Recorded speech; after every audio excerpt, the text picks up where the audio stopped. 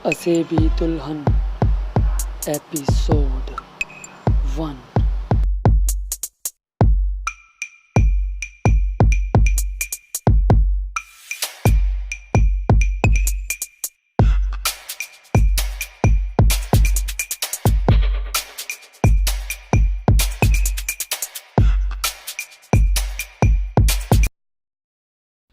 जिब्रान इस जमाने में बहुत ज्यादा अहमक था और होना भी चाहिए था, क्योंकि वो उसकी आज़ादी का दौर था। इस पर किसी भी किस्म की जिम्मेदारियों का भार नहीं था। उसके बाप रहमान साहब उसे किसी न किसी तरह बर्दाश्त ही करते थे और वो उनके साथ ही रहता था। रहता क्या था, बल्कि दूसरों को इसके साथ रहना पड़ता था। सब ही आजिज थे। अब इस वक्त जिब्रान बड़ी देर से एक सुई में धागा डालने की कोशिश कर रहा था, लेकिन अभी तक कामयाबी नहीं हुई थी। कुछ देर पहले उसकी चचाजाद बहन फरजाना सुई धागा लाई थी। भाईजान, जरा धागा तो डालना, उसने कहा था। अभी फुर्सत नहीं है, जिब्रान ने कहा था, जो दिया सिलाई की तीलियों से झोपड़ी बनाने की कोशिश कर रहा था। चलो जब फुर्सत मिले तब डाल देना। वो सुई धागा वहीं रखकर चली गई। जब जिब्रान को फुर्सत मिली तो उसने कोशिश शुरू कर दी। क्या क्या क्या धत तेरी की। और इस तरह दोनों हाथ मिलाए जैसे कि सुई धागे के कान खींच रहा हो। फिर शायद सुई उसकी उंगली में चुभ गई और वो सीख करके रह गया। आह! उसके चेहरे पर हिमाकत और गुस्से के मिले जुले आसार थे। और दूसरी तरफ फरजाना की सहेली शर्त हार गई थी। फरजाना की अक्सर सहेलियां जिब्रान की हिमाकतों की दास्तानें सुनकर उसे देखने के लिए आया करती थी।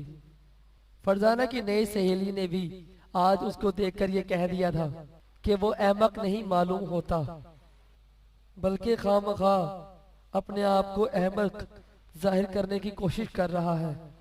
इस बात पर इन दोनों की शर्त लगी थी और फरजाना ने उसे दिखाने की कोशिश की थी कि वो तन्हाई में भी ना सिर्फ अहमक मालूम होता है, बल्कि अहमकों की इसी हरकतें भी इससे सरजर्द होती हैं। दोनों दूसरे कमरे में छुपी हुई दरवाजे की झरी से जिब्रान के कमरे में झांक रही थी। उस कमरे में उन्होंने अंधेरा कर दिया था ताकि जिब्रान को किसी भी किस्म का शुबा ना हो। जिब्रान सुई और धागे से लड़ता रहा।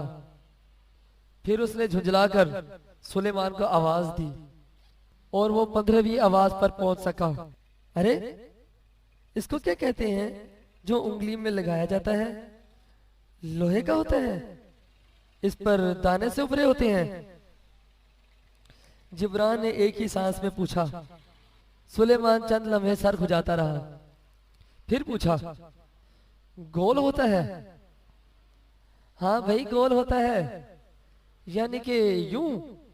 जिब्रान ने हाथ के इशारे से कुछ समझाने की कोशिश की। शरीफा कहते हैं साहब, और अक्सर लोग सस्ता फल भी कह देते हैं। जिब्रान आंखें निकालकर बोला, अब क्या? मैं शरीफा भी नहीं जानता, मगर वो तो एक फल है। अरे मैं कह रहा हूं, यानी कि यूं। सुलेमान ने भी कुछ सोचते हुए अपनी कलमे की उंगली के गिर्द बाएं हाथ की उंगली से हल्का बनाया और बुरा सा मुंह बनाकर जिब्रान की तरफ देखने लगा। क्या समझा? जिब्रान ने झल्लाए हुए लहजे में पूछा। समझ गया, उसे गिरी यानी नारियल कहते हैं। हाँ, वही वही वही, जिब्रान खुश होकर बोला। फिर सलमान की आंखें निकल पड़ी। मैंने कहा मुझे उसकी जरूरत है, मुझे जल्दी से ला दे। फिर सलमान फर्श पर उकड़ू बैठ गया। कुछ देर तक सर पकड़कर बैठा रहा। फिर पेशानी पर जोर से अपना हाथ दे मारा। अरे अरे अरे, ये क्या कर रहे हो? जिब्रान भुखलाकर उसकी तरफ झपटा, लेकिन सलमान बराबर अपना सर पीटता रहा। आखिर जिब्रान ने उसके बाल मुट्ठी में जकड़कर उसे सीधा खड़ा कर दिया। मेरी बात का जवाब क्यों नहीं देता? अरे भाई, मैं उसे कहाँ ढूंढूंगा? मेरा बाप भी अगर अपनी कब्र से उठकर आए तो उसे नहीं तलाश कर सकेगा। अगर मैंने आपको उसका नाम बता दिया तो उसका ये मतलब तो नहीं कि मैं ही उसे तलाश करूं। साहब, घर में और भी नौकर हैं, अब मैं तो इस तरह सर पीटने की क्या जरूरत थी? हाँ बोल।